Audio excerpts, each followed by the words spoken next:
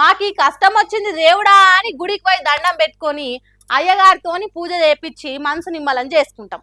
కానీ కాంగ్రెస్ సర్కార్ చేయంగా ఆ అయ్యగార్లకు కూడా అరిగోసి వచ్చి పడ్డదట. వాళ్ళే వచ్చి కారు పార్టీ లీడర్లను కలిసి కష్టాలు చెప్పుకొని కాగితాలు ఇచ్చిపోతుర్రు ఇట్లా పాపం. అందరినీ సల్లవు చూడు దేవుడా, ఎవరికి ఏ కష్టం రాకుండా కాపాడు అని మంత్రాలు చదివి పూజలు చేసి అయ్యగారులకే కష్టాలు వచ్చి పడ్డాయిగా.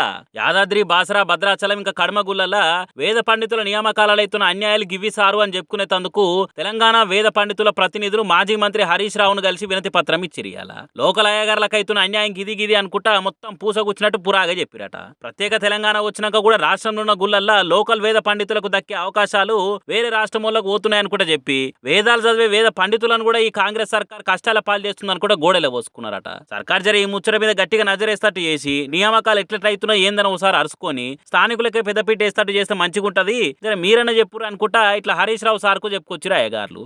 అయ్యో, ఎరువులు దొరకక రైతు బంధు, రైతు భరోసా టైంకు రాక అన్నదాతలే అరగోసలు పడుతున్నారని చూస్తూనే ఉన్నాము. బిల్లులు రాక కాంట్రాక్టర్లు కష్టాలలో ఉన్నారని ఇంటనే ఉన్నాము. ఇట్లా ఒక్కొక్కరు ఒక్కో తీరు తిప్పలు పడుతున్నారని చూసుకుంటా ఇప్పుడు అయ్యగారులు కూడా ఆగమాగమవుతురని చూస్తున్నాము. మరి ఈ లెక్కన కాంగ్రెస్ ఎల్వడిలా పవర్లు ఉన్నోళ్ళు తప్ప పబ్లిక్ ఎవరు నిమ్మలంగా ఉన్నారో మరి అని అనుకుంటా కారు కర్తలు కారాలు మిరియాలు నూరుతుంటా కామెంట్లు వేస్తారు గట్టిగానే.